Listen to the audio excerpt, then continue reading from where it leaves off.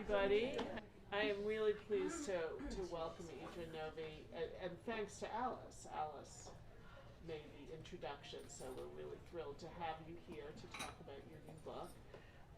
Idra is the award-winning author of the novels Ways to Disappear and tonight, and Those Who Knew. And tonight she'll be talking about her new book, Take What You Need, which just came out Tuesday. Yes. Yes. It's very exciting. And Idra's work's been translated into a dozen languages, and she's written for The Atlantic, The New York Times, and the Los Angeles Times. And she teaches fiction at Princeton University and in the MFA program at NYU. So, and in conversation with her this evening is our very own Alice Elliott, who has made wonderful repeat visits here at the bookstore, but Alice is the author of her latest book, Fellowship Point, which hopefully you have all read already, and Think of England, as well as her two collections of short stories, In the Gloaming and Naked to the Waist. And Alice is an associate professor at Rutgers Newark in the MFA program. So thank you both for being here tonight and talking about Idra's new book. Thanks so Thank much, you. Margo. So I'm very excited about this. Idra and I just started communicating with each other last fall after she read Fellowship Point, and of course I knew her and her work, and that's how this came about. We just started writing to each other, and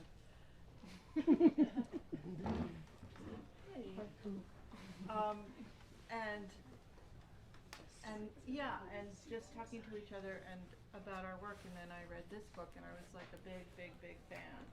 So it's nice that there's like a nice, great, perfect sized group, I think. So everybody can ask questions after we talk for a little bit. But do you want to start by reading and then just telling us what the book is about, and then I'll ask some questions. Okay. I'll just read the opening section just to give a taste of how the book begins. There are two narrators, and one narrator, we were talking about this at dinner beforehand, is narrating the present tense, and she's returning to her hometown. It's a fictional hometown in the southern Allegheny Mountains of western Pennsylvania, sort of close to West Virginia, which is where I grew up. And the other narrator is, from the beginning is already deceased, and it's earlier in time of her last years and the art that she was making, which the other narrator inherits. So it's sort of, there's like a leap in time there. So this is the younger narrator, and heading back. This morning I read that repeating the name of the deceased can quiet the mind when grieving for a complicated person. My stepmother Jean was a complicated person. I've been reading all kinds of advice since hearing of her death. I didn't know that she'd begun to weld metal towers in her living room. Towers so tall she needed a ladder to complete them. Apparently, that's how she died, slipping from one of her ladder's highest rungs. Jean never left the town where she was born, where I was also born, and where she became the closest version of a mother I've known. It's a town in the southern Allegheny Mountains which have been sinking for millions of years now, and resemble rolling hills more than mountains. I know uttering Jean's name won't quiet my mind any more than saying the word mountain will stop these hills from sinking further. My use of the word stepmother, while soothing, is wishful thinking too. Jean left my father when I was 10 and hasn't technically been my stepmother for decades. I've gone through phases of calling her up, seeking her contrarian take on things. Just as often, it's felt saner to stop all contact. In the past 4 years, we've had none. Despite this prolonged recent silence, she left her towers to me. I received the news from a man named Elliott, who claims he'd been living with Jean for some time. He was reluctant to elaborate on the phone, beyond explaining that he was the hardware store when Jean fell from the ladder. He drove her to the hospital, he said, as soon as he found her unconscious on the floor. I'm driving toward Jean's house now, trying to give this man the benefit of the doubt, to imagine him grieving for her as well. So I'll stop there, and I'll just read you 2 paragraphs of the other narrator because they're just radically different, so you'll get a taste of the contrast between them. I had it with the new mailman. He kept peering in at me through the screen door like I was up to something indecent, sculpting cocks like Louise Bourgeois. Well, I didn't have the forging equipment to weld anything cock-shaped. I was no Louise either. I was just trying to master the nature of a box. Everything I made was flat and six-sided, and I didn't need the new mailman snickering at any of it. I also couldn't keep the front door shut, not once the metal got molten enough to start releasing its fumes, and the argon gas from the TIG torch was doing its inert magic to the air. I tried to take the high road at first. I said please, and called the new mailman by the name on his uniform. I said, Kenny, could you please just leave the mail on the front steps, even if it's pouring? I told him I didn't care if my bills got soggy. Kenny said sure, and then went on doing exactly what I'd asked him not to, creeping up to the screen door to spy on me. When he got here yesterday, I was sawing the heads off a new batch of spoons. I used the spoon heads for the capsules I started brazing onto my boxes to add a few lumps of surprise to the sides. I knew who at the flea market tended to have silver spoons. The silver ones were far softer to saw through than stainless steel. The real fun, though, was choosing what to place inside the spoon heads before I welded the capsule shut. I sealed all sorts of things inside. Bits of photos, buds of pine cones, whatever I damn well pleased.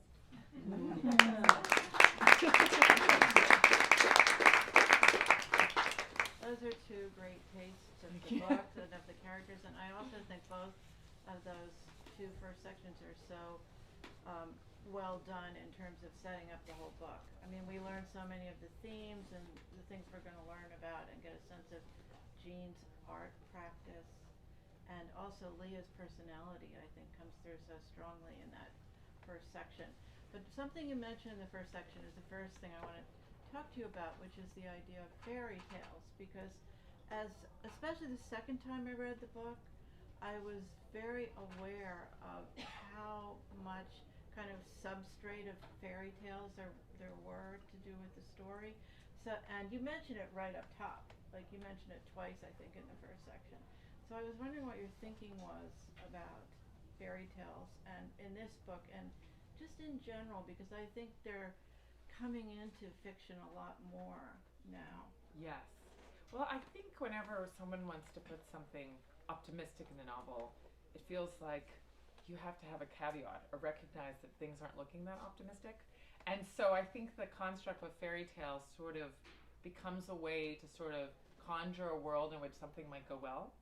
And so in order to conjure anything going well, does feel like there's an element of fairy tale to it in some way. You know, I think, and if you watch the Queen's Gambit, that was like this fabulous TV show, and I saw two different reviews of it saying why this was so great was that it was about this woman where men were like helping her succeed in chess. And all these great things happened to her at first. And it was like watching a fairy tale. And I was like, oh, is it a fairy tale that she, you know, gets to really figure out how good she is at chess and people enable her to see how far she can go. I hope that's not a fairy tale, but once I started looking for it, I started realizing that anytime there was a narrative, especially of sort of seeing like women taking themselves seriously and having men support it and having wonderful things happen, shouldn't be a fairy tale. But it was interesting that often when we're sort of shifting the narrative that way, that there is this impulse to sort of be like, I'm going to write this story, but I'm not naive. It's a fairy tale. I think that was sort of, it sort of gave me permission to sort of imagine outcomes that maybe I wouldn't have let myself imagine. Well, I know you don't want to give any spoilers, but yeah, that's really interesting. And I thought also right in the beginning when we first see Leah, and you know, she does reference the fairy tales right away, and I thought something in her approach to the town, she knows this is going to be a tough trip for a lot of reasons, but she brings her husband and child with her like it's a vacation, even though it's, you know, even though the situation is fraught because she's going to find out an inheritance she had from an estranged stepmother, right? So that's a fraught situation. Also the town where she grew up.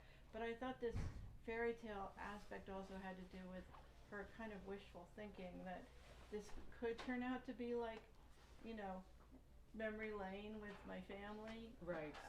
You know, as opposed to something perhaps much more Well, serious. there is a writer here who has made that trip with me to this town. And I think when I took Laura there, it was both of those things. It was sort of like, keep your seatbelt on. I don't know what's going to happen. And I'm excited to share some of the beautiful things there. And I think there's always that ambivalence when you go back to somewhere where it's very different the reality that you live. And it's a place that's changing. And it's a place that's been sort of, I think, underserved by the country and sort of exploited for a long time. So there's all these ways that just has like a accrual of consequences. And so you just don't know what's going to happen with them when you're there. But on the other hand, it was like fun, you know, when Lara came and I was like, this is the creek where I played when I was a kid. This is a street where kids can be on bikes and nobody ever comes, you know, like on the streets there. I have like memories where no one drove down the street. So our dog liked to sleep on the sunny spot in the middle of the road.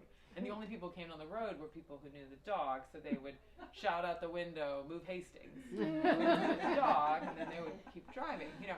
So, I mean, I love that because I mean, my dog, I wouldn't even let my dog out of the house, you know, like where I live now. So there's certain things that I wanted to write about, that there's this sort of mix of things I wanted to share and also things that I feel really unpredictable, and because I haven't lived there in a long time, I don't trust myself to read them, you know. Well, that was, yeah, I mean, I think let's talk about where it is. It's in western Pennsylvania. Yes.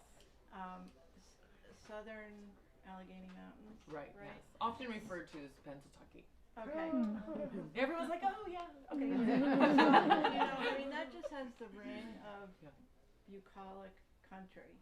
Yeah. But, you know, when we get to the town, that's not what we're finding in this town. And it's really interesting the way you build the town, because you build it from Jean's awareness. You know, she'll hear gunshots at night, she'll see people out of work around town, but that is not, it's not like put in the book at all as sort of like social commentary. It's just, this is where she's living. She's lived here for a long time. The town has changed around her over time, and she's made a lot of adaptation to the changes because she's focused on her art. But how are you thinking about that? Because I know like towns like this can really be misportrayed, exploited in film and In fiction. caricature. Yeah, yes. exactly. So how did you decide how? I mean, I thought you did it perfectly. Oh, Because thank you. it does feel like it's, you know, you're inside of it. You're not being asked to look at it and judge it. You're in it when you're in the book. But how did you think about doing it so that it wasn't creepy at all? Well, I guess I really like Claire Keegan's writing, and I think she depicts rural Ireland where there's no condemning anyone. There's no hectoring. There's no defaulting to caricature. She just stays in the scene. But she's also very attentive to the syntax of the way people speak, and she's very attentive. So even though I wasn't writing about rural Ireland, I think of, you know, there's some similarities, I think, about, you know, the sort of political charge, or how loaded things are in Ireland politically and how loaded things are in Appalachia. So I think that some of it was helpful. And also how well the use of dialogue gives you a sense of place. So I think her writing was a guide, and I think also it's really helpful to read Elizabeth Strout's Lucy Barton books, because it's like this urban writer, and she's going back to this rural place, and I think there's a lot of commentary about class and class tensions between family members, but it's also done in a way where there's no indictment. There's no sort of trying to villainize anyone, and I just wanted to grant equal complexity to everyone in the book, because I think that's what books should do, you know, just stay in the scene and make people come alive. I don't think that's a novelist's job, is to tell you who to root for. You just want to get to know characters and get to know complex situations that allow for ambivalence. And so that was sort of what I set out to do, but was very tricky to figure out how to do it, because I had a hard time finding examples of books about or set in Appalachia where, at least in the last, very divided era that we're in, where that happened. And that was really tricky. And I think I sort of was thinking a lot about syntax, because when I was even reading it, I was like, it's only the second time I read it out.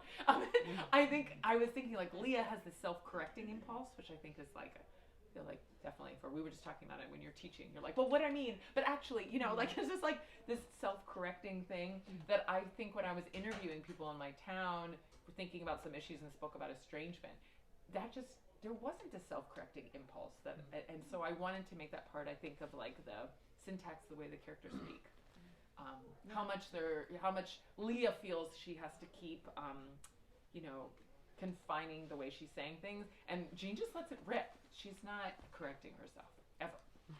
So That's so interesting, and I think you did do a lot of that just in the way you write sentences, which I would love to talk to you about for hours. 'Cause I was so fascinated by your sentences. But I want to go back to Jean and her art. And, you know, I think a reason for what you just said, that she's able to just let it rip, is that she's very deeply involved in a serious art practice. So she's not like second guessing, and she's not judging. She's trying to figure out a very big project the whole time.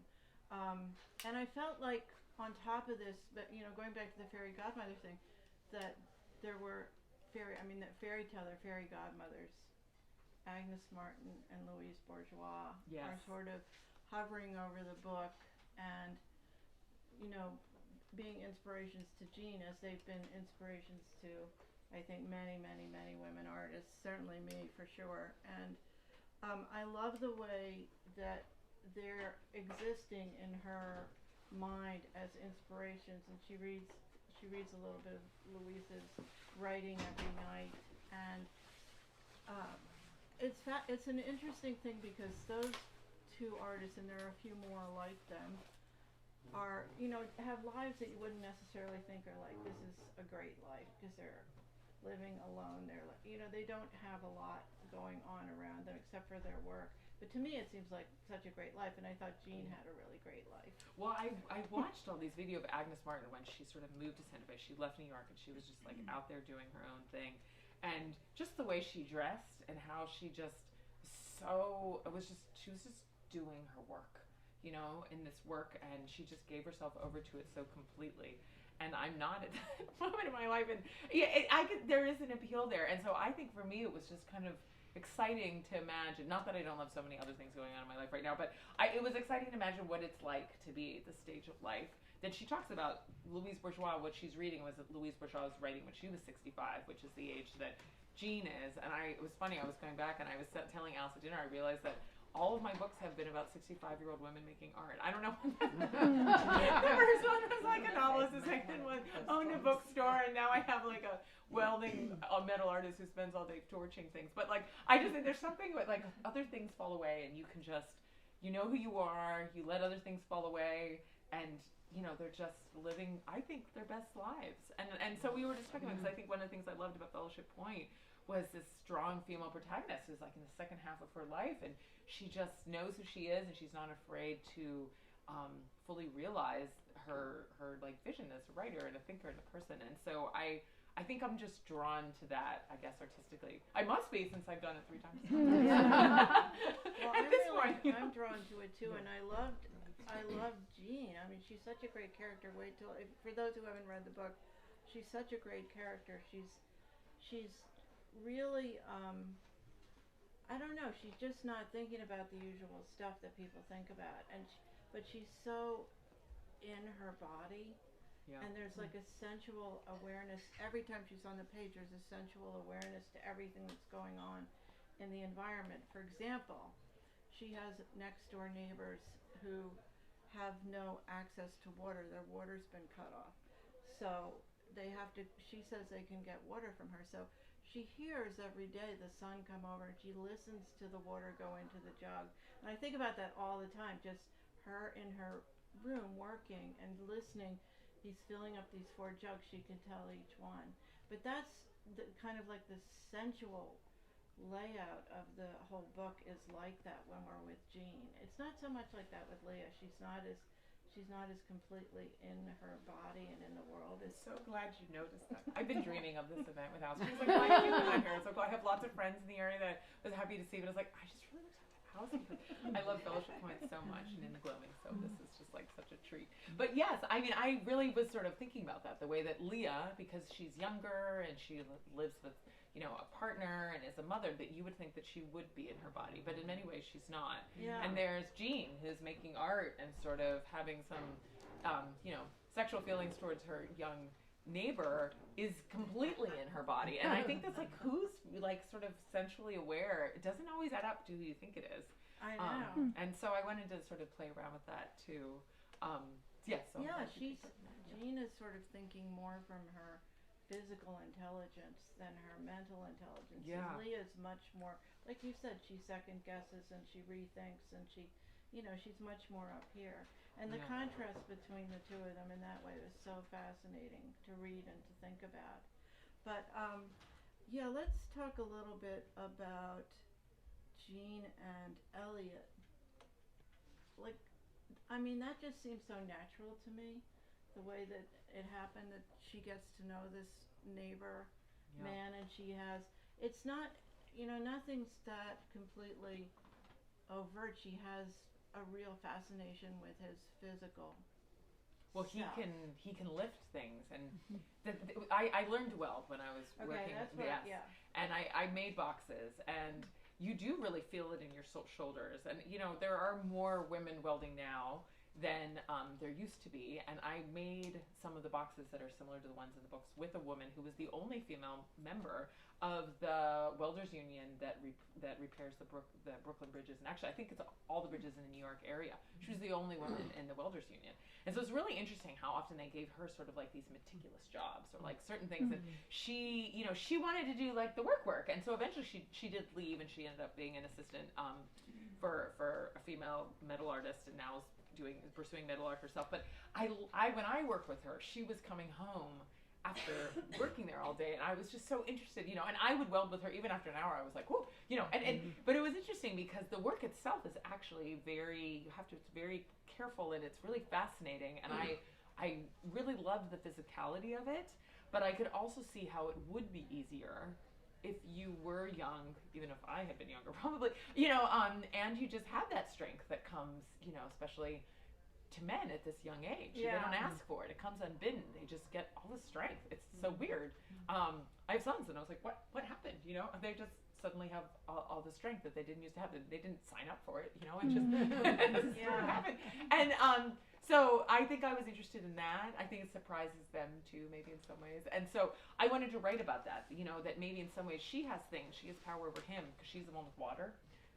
She's the one who has the money in the bank, but he has his physical strength, and so they both sort of desire something that the other has. And so it seemed like a way to sort of play with these sort of default equations we have about power imbalances and who has them, and who has the ability to kind of take advantage of somebody. And I think it really is so situational.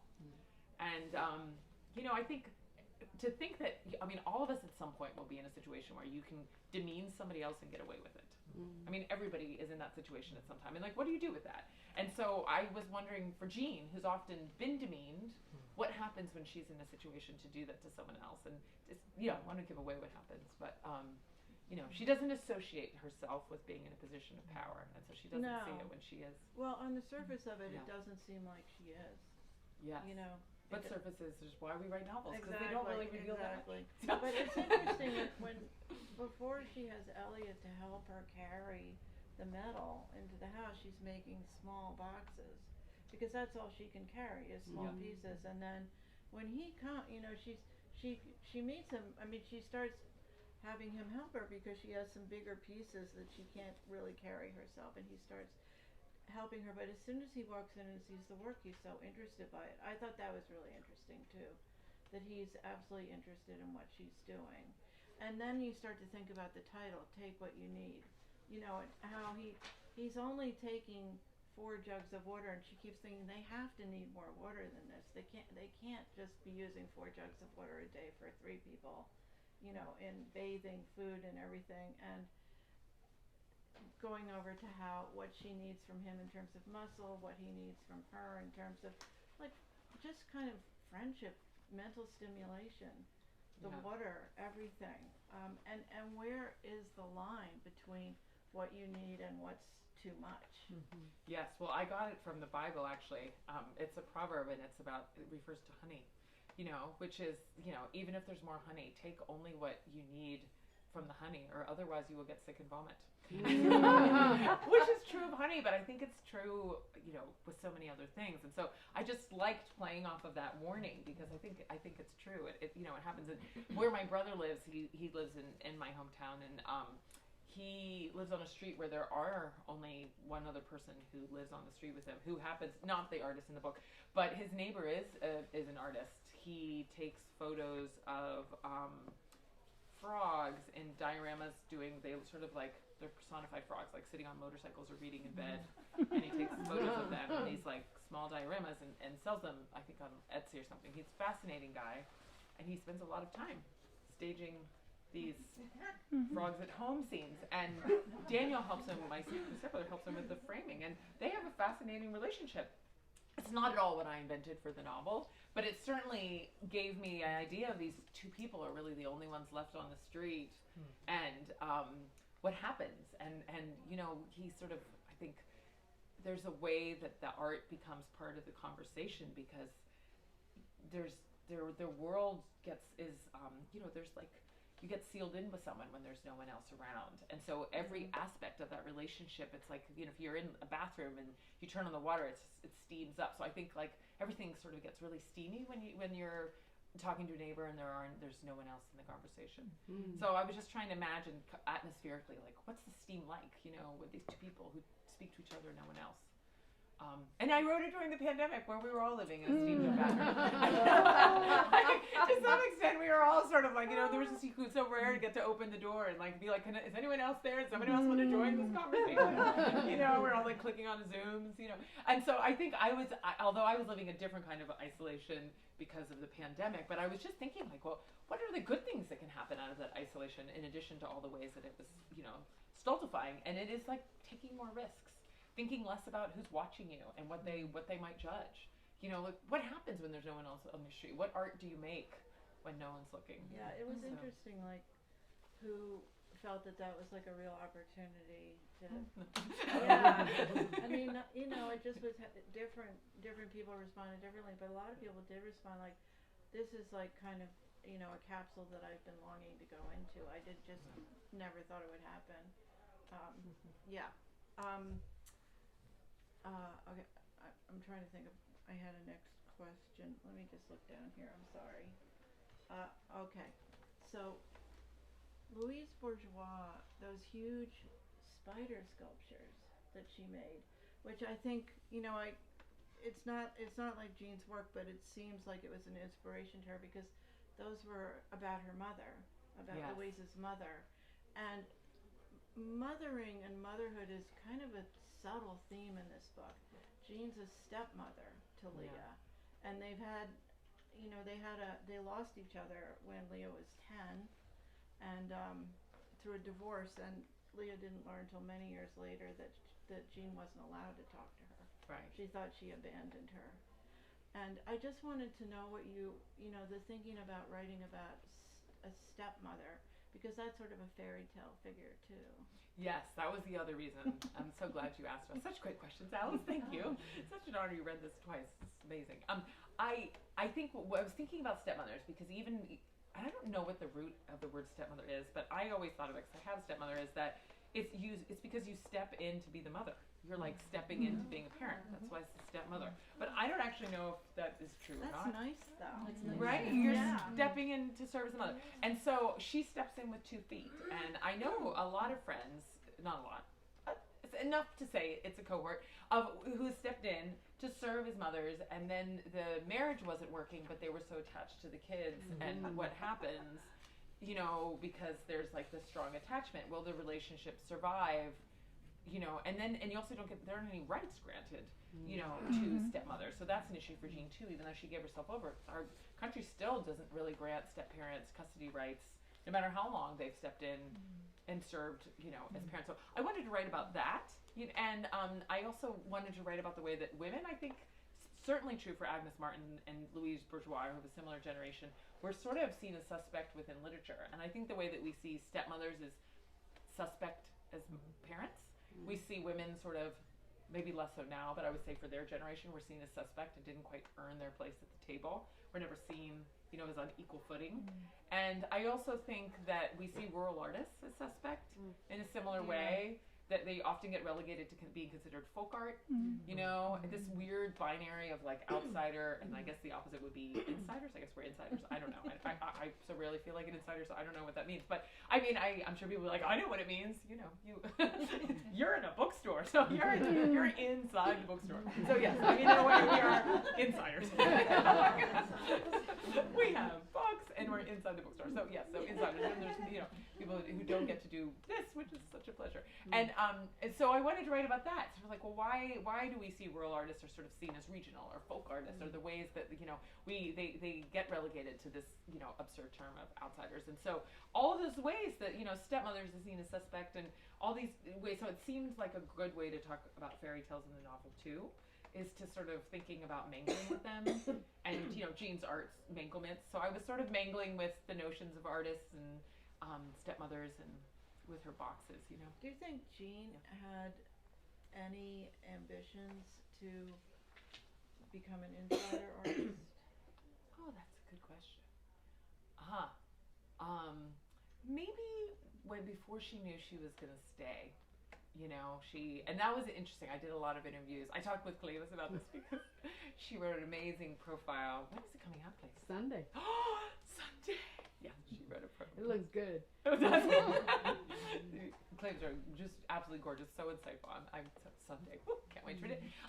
Yes. So I think when I was thinking about Jean, she ends up staying in town. I don't want to give too much away for reasons that are beyond her choosing. But there is a certain point where I think her connection to the land kind of wins out.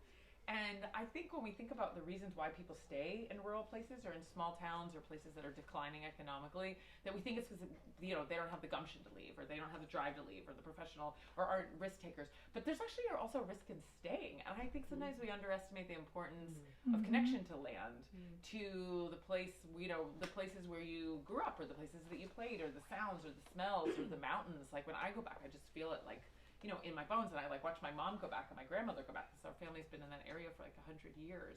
I feel a very strong connection to the land there, and I will go back. Laura will be like, I bet you don't have that thought for more than 5 minutes, but I do. It's like 10 minutes, Laura. I swear. Where I go back, and I was like, what would I have made if I had stayed?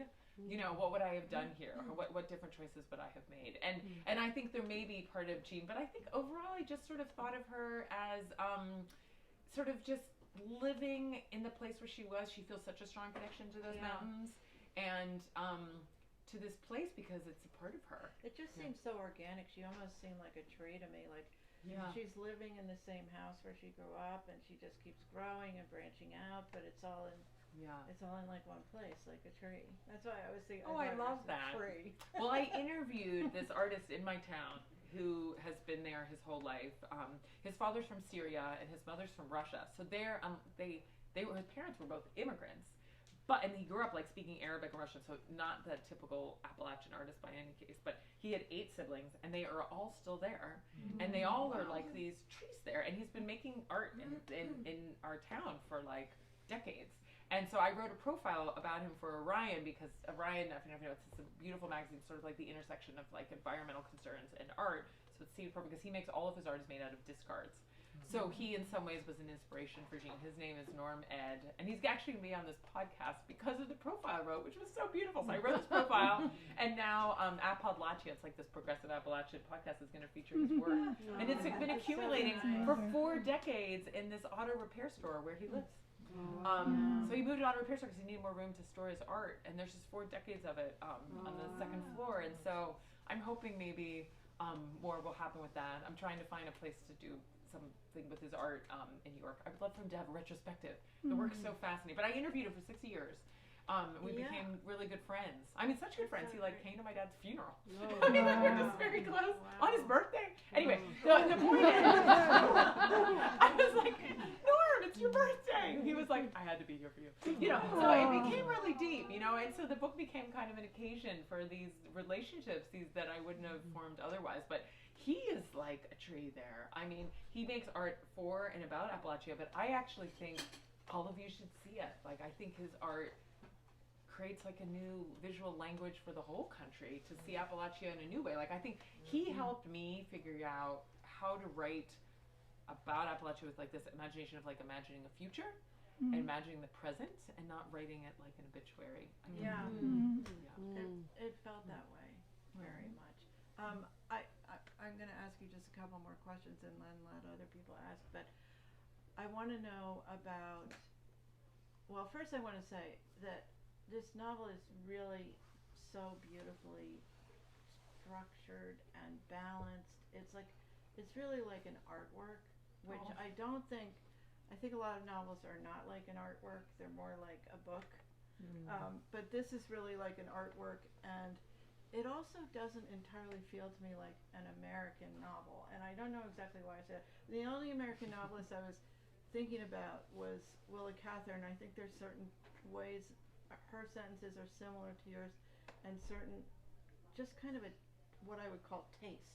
Like there's something similar to you and her, but outside of that, I feel like it's more like a South American novel or European novel, and I wondered if that means anything to you, because it's just sort of a feeling of mine. Well, having translated a number of South American novels, I would say that is a feeling I have to. Yeah, I mean, I think I was like thinking about like Toni Morrison grew up in the same region that I grew up in, and her novels sort of feel like artworks. Yeah, I think they in a do. certain way. Yeah. And Zora Neale Hurston also grew up in a very small town in Appalachia. So I think there you can see something. There's like a wildness or sort of like a sort of recklessness that comes from like a really sort of desolate place that maybe there's that. But I think I was drawn to South American literature because in some ways I think Pedro Páramo. It's a Maximo. Anyway, I Juan Rulfo has this novel. It's set in like a very, very small town in Mexico, and it's anarchy. It's just total anarchy.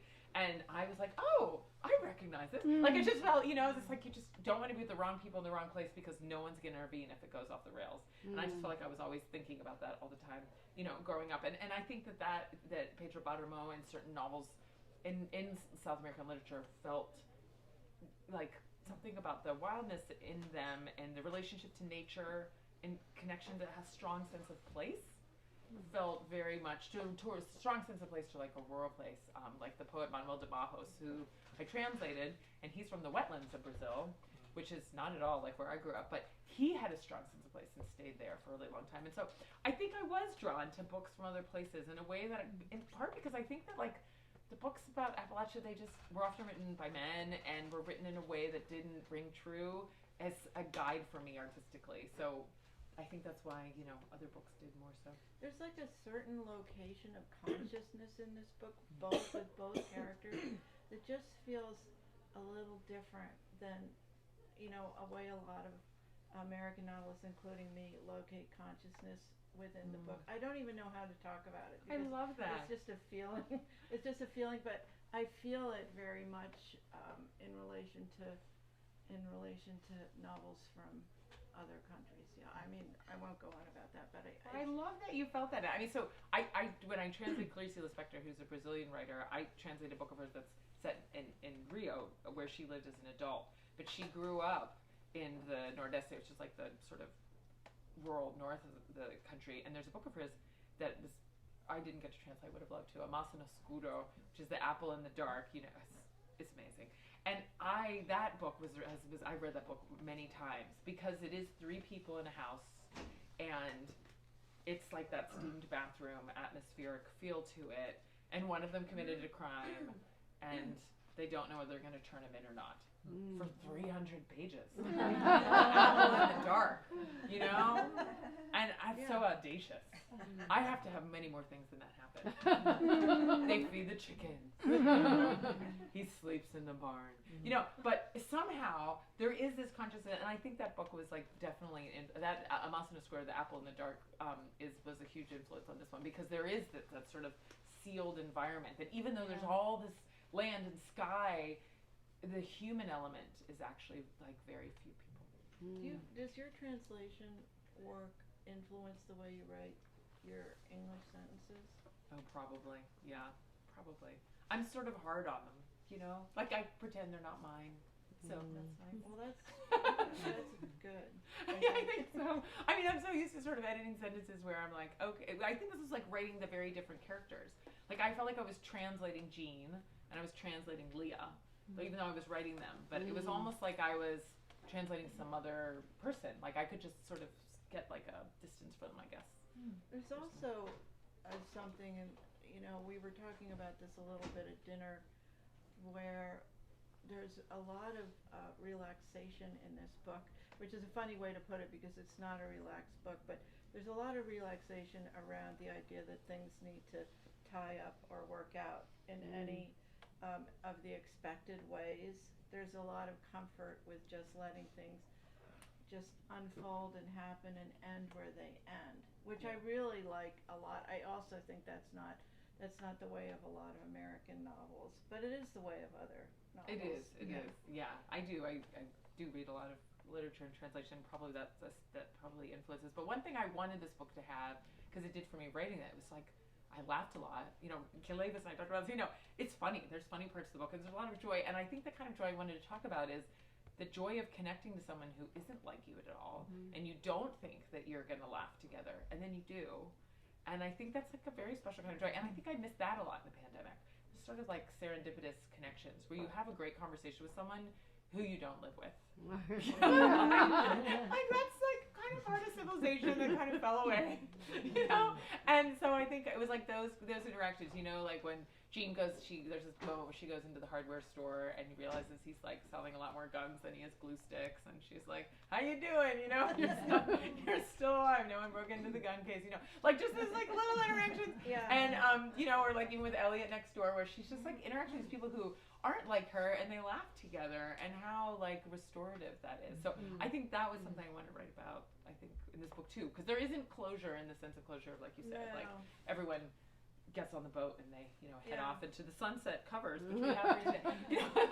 But there's other kinds of things where you just like you achieve that sense of having like connected to somebody you didn't expect to. Like that in itself is the boat. So true. There's so many just like perfect little moments where things don't really need to proceed from there. They just stop, exist, and then and then something else. But that's the way the sentences are too. Like these are the kind of sentences I can read one at a time. Yeah. I want to go forward, and the next one is interesting, the way it connects to this one. Yeah. But I just want to sit with each sentence because it's just so nicely done. Oh, thank you. I mean, I think those moments are so different from in the city. Like when my dad died this past fall, my stepmom went in to redo the mail, and she was like, got a little tearful and was about to explain.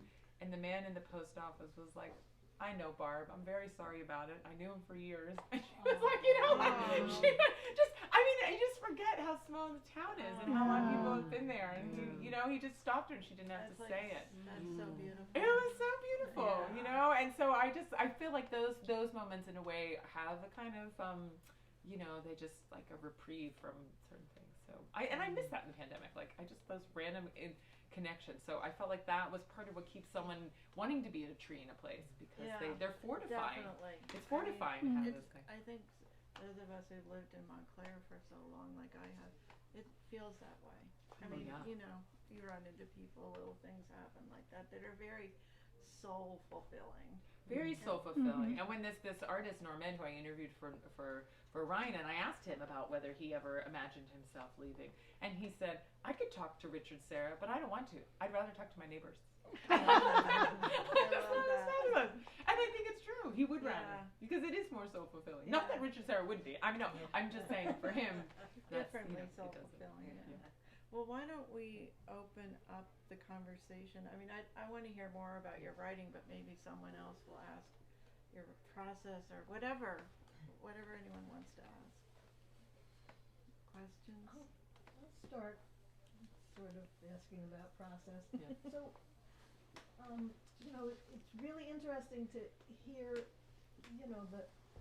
all the little themes like the fairy tales and the stepmother and all the things that you find meaning in. But when did those show up? Like when you started writing, what was your desire? And when do those things show up? Well, I had this idea, which I often have an idea that falls away. The original idea was like to do like a nonfiction book, like Voices of Chernobyl, where it's just like an oral history of like a divided town. So that was what I was originally going to do. But I don't do oral histories. I don't write nonfiction that way. So I don't know. I was thinking, I just love, switching genres. So I started interviewing all these people in my town, and it turned out that a lot of them brought up the subject of estrangement, which became sort of the heart of the book, is like how painful it is to be estranged from someone who you used to be really close to. And it was, then I started seeing it everywhere, and I came across this statistic that 1 in 4 Americans is estranged from a close relative, which is so high and just really heartbreaking. So that became sort of trying to write this novel about like what's the psychic toll of being estranged from someone who was a big part of your life. And so then that became the sort of engine for the sort of the emotional engine for what became the novel. And all those interviews, I sort of created these 2 characters out of that. But it started from those interviews, which then I just took bits and pieces of them for the scenes. So yeah. Was the estrangement because people left the town? Oh no, sometimes it was neighbors. Sometimes it was somebody across the street. It was, in the Trump years. And it was like I started doing the interviews, I think it was about end of 2015, 2016, and then I circled back every time I was home and interviewed people again. Estrangements that had gone on for years, but it was also relatives and friends in other places. And it wasn't always, what you would think. Like there would be sort of like progressive leaning people in my town who were estranged from sort of more Fox News watching people elsewhere. Like it wasn't, it was just really interesting. And I knew that I wanted to write about an artist because this artist in my town and this other people who I interviewed, it was really fascinating to see who wasn't getting stuck in these polarized divides, because they had this thing that they were doing every day. They were making art. So their focus wasn't on these other things. They had this own world that they were getting back to. And that's when I realized that would be the best way to write this novel about estrangement, would be through the life of an artist, because her focus would be on that. Yeah. So, hearing it from the beginning when you were talking about the artist being a welder, Yeah. I'm actually from the Pittsburgh area too. Oh! Yeah. And I love that you made her a welder, because in the Pittsburgh area, and the steel mills closing, women weren't welders, but there were a ton of men that were welders. Yes. And I wondered if welding became your artistic, muse for a woman because of the area? Absolutely. Like yes. Well, you would know that being from the Berg. Absolutely. Yes. And I mean, I think it's like that whole post-industrial area is full of scrap discards. It's just like, and so this artist, he would get a lot of scrap metal, which you can find, from whether it's from the steel mills or whether it's from the scrap yards. And my family had a scrap yard. I mean, I personally didn't. It was, distant relatives. It was patrilineal, so I was never involved. But nor was my grandmother or her daughters. We were just a whole female line. But I think that is absolutely true, that it is a big part, I think, of sort of the post-industrial landscape. So when I was thinking about, like, well, what's the future of Appalachian art look like? I think it is taking all those post-industrial discards and building something new. So that it felt like that's what it had to be. It had to be the steel, And I love that you made the woman be the artist of welding. Yes. And also that when she has to get her materials from the scrapyard, she has to do it like with a little stealth, because they, maybe wouldn't want to give her the scrap metal if they knew that she was making art with it,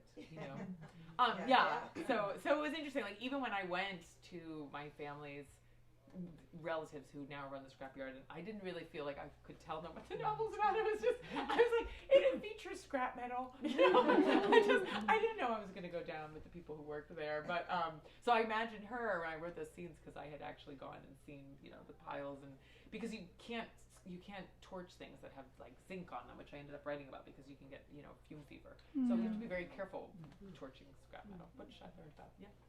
Are there any bookstores near where you grew up, and if so, would you go and talk about the book in your town?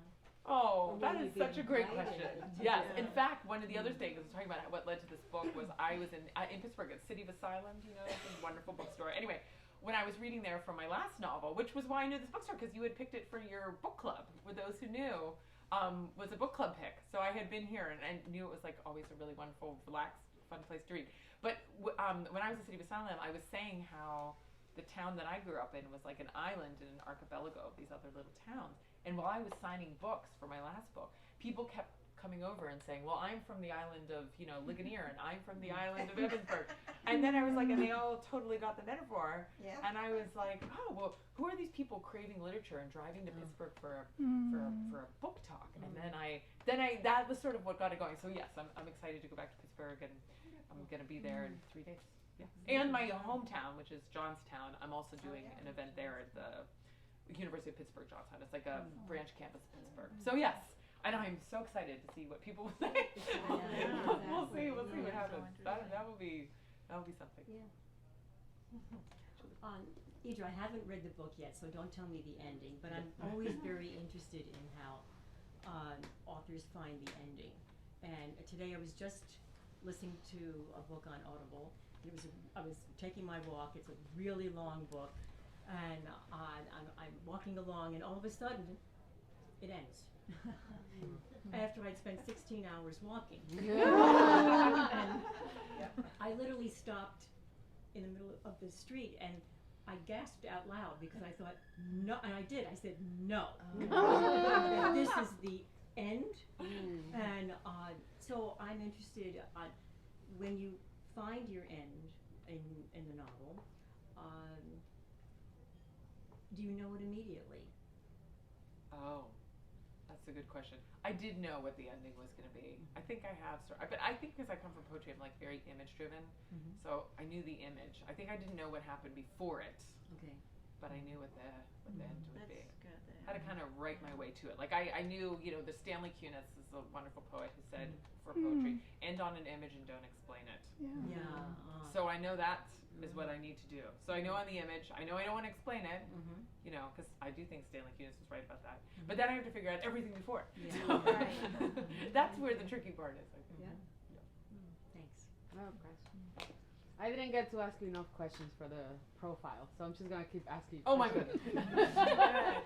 So I really love the idea, and I think Alice, you were talking about it, that Jean is this older woman that is very much aware of her body's limitations, but also has like a great deal of freedom and power through her art, but also through her sexual desire.